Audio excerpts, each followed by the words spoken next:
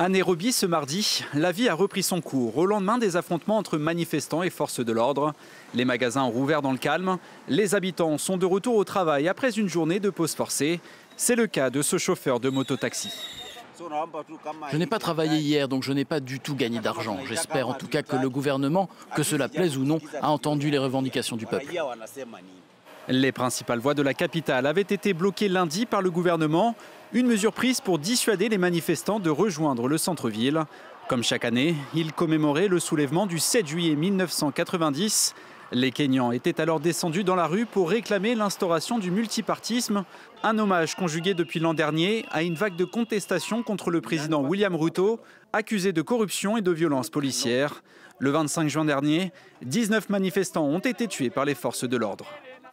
La dernière fois, la police était venue dans la violence. Elle devrait plutôt venir en paix. En regardant ces camions, il est clair qu'elle veut la violence. Dans un climat de haute tension, la mobilisation tourne rapidement à l'émeute. Au jet de pierre, la police riposte avec des tirs de grenades lacrymogènes, des violences condamnées de part et d'autre par l'ONU.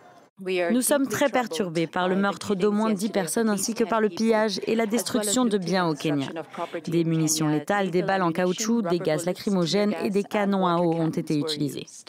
Des centaines d'autres manifestants ont été arrêtés à Nairobi, mais aussi dans le reste du pays. Plus que jamais, le divorce est consommé entre le président Ruto et une partie de la jeunesse kenyane qui exige son départ.